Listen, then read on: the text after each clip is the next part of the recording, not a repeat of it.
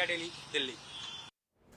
तो पंकज राय की आपने दिल्ली से 2 रिपोर्ट देखी, एक मस्जिद को लेकर रिपोर्ट देखी, एक मंदिर को लेकर रिपोर्ट देखी है। सीधा पंकज राय का रुख करते हैं और उनसे समझने की कोशिश करते हैं। पंकज के साथ साथ मुक्ता और रिंकी भी हमारे साथ जुड़ी हुई है, जिनकी रिपोर्ट्स आपको आगे दिखाएंगे। अभी पंकज का रुख कर लेते हैं। पंकज, मंदिर और मस्जिद क्योंकि आस्था का विषय है, लोग डरते भी हैं इस बारे में बोलने से कि हम क्यों भला मंदिर या मस्जिद के लिए बोले कि हमें तकलीफ होती है। लेकिन जो वहां पर जिस इनक्रॉच्ड एरिया में कंस्ट्रक्शन किया हुआ है, चाहे वहां पर मंदिर बनाया गया हो या मस्जिद बनाया गया हो, वो गलत है। क्या सिस्टम की तरफ से इस पर एक्शन नहीं लेना चाहिए?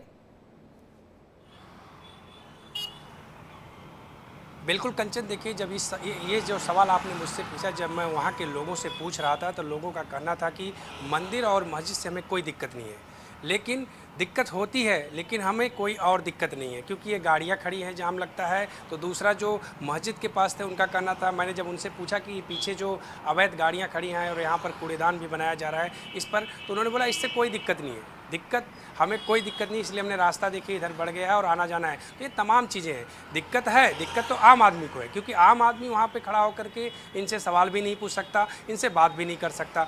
जो आसपास के लोग हैं, जो मंदिर में जाते हैं या मस्जिद में जाते हैं, उनके लिए वहाँ क्योंकि वो आस्था से जुड़ा हुआ है उनके, तो उनको कोई दिक्कत नहीं है। जब हमने कई लोगों से बात किया कि इसका पेपर या इसका डॉक्यूमेंट तो हमारे पास नहीं है, बहुत पुराना है, दूसरे के पास है, एक दूसरे पे टाल दिए।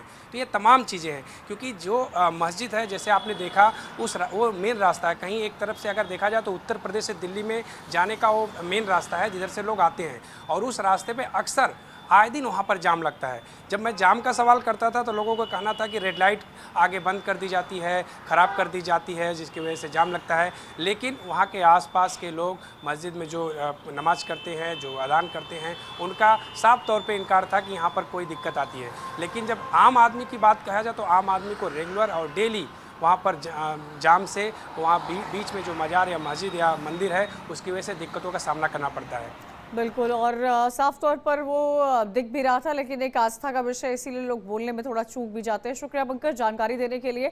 चलिए आगे बढ़ते हैं और अब बात करते हैं मध्य प्रदेश की राजधानी भोपाल की, जहां से हमारी संवाददाता मुक्ता पाठक ने मेडिकल कॉलेज के ठीक सामने चल रहे लैंड जिहाद को लेकर बड़ा खुलासा किया है। देखिए,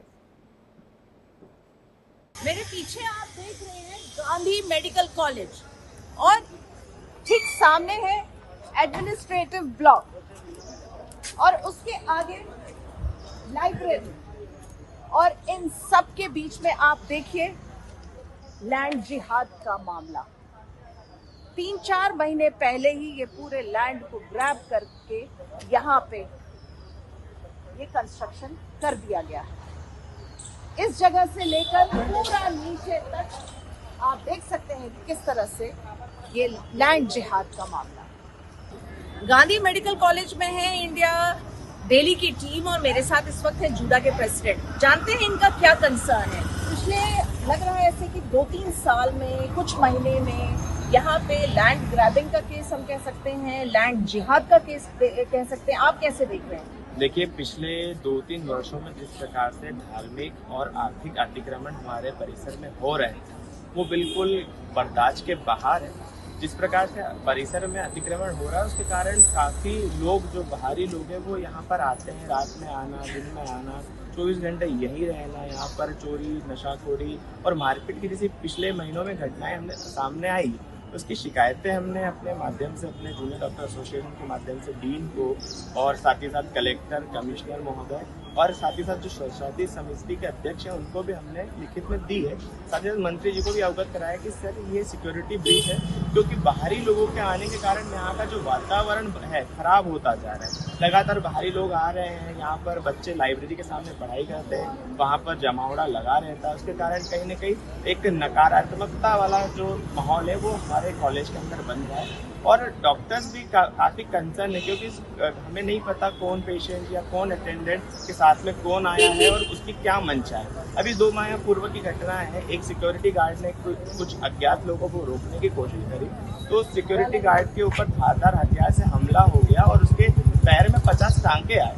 यदि सिक्योरिटी गार्ड के साथ ऐसा हुआ है तो कलकत्ता डॉक्टर्स के साथ, जैसे कलकत्ता के आरजीकर मेडिकल कॉलेज की घटना घटी है, उसके बाद सुप्रीम कोर्ट ने जिस प्रकार से मेडिकल कॉलेजेस, अस्पताल और डॉक्टर्स की सिक्योरिटी के लिए जो प्रावधान लाने के लिए एक कटिबद्धता दिखाई है, तो पर उसको लेकर के यहाँ पर शासन प्रशासन थोड़ा सा सुस्त नजर आ रहा है, सुस्त नजर आ रहा है। तो हमारा यही आग्रह है कि जो भी अतिक्रमण हो रहा है, धार्मिक हो, आर्थिक हो, उसको रोका जाए और एक सिक्योर, सेफ और भय मुक्त कैंपस हम लोग को दिया जाए कि जिसके। लेकिन आप लोगों ने इसकी शिकायत की, आप लोग यहीं पे, आप लोग देख रहे होंगे कि इस तरह से कुछ महीने में देखेंगे तो दिख रहा है मुझे कि नया नया कंस्ट्रक्शन। जी तो बिल्कुल, आप लोग अवगत नहीं करा रहे? बिल्कुल बिल्कुल, हमने कम से कम 4 से 5 माह से लगातार हम लिखित और मौखिक रूप से जो डीन है, प्रशासनिक अधिकारी हैं, हमारे अधीक्षक महोदय हैं, साथ ही साथ कलेक्टर, कमिश्नर ऑफ पुलिस को हमने ज्ञापन के माध्यम से सारी शिकायतें अवगत कराई है।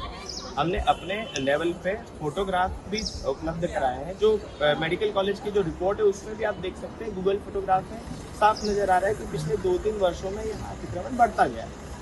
देखिए, ठीक कॉलेज परिसर में, कॉलेज की बिल्डिंग सामने है और ठीक उसके सामने ये कुछ महीने पहले, लगभग 3-4 महीने पहले ये गुम्बद रख दिए गए। 2 गुम्बद फ्रेशली पेंटेड है, यहाँ पे रख दिए गए हैं।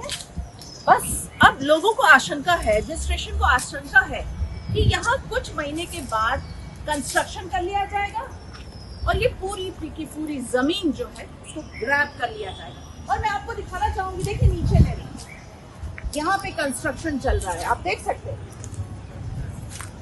पूरी कंस्ट्रक्शन, अभी यहाँ पे कंस्ट्रक्शन धीरे धीरे हो रहा है और किस तरह से इसको भी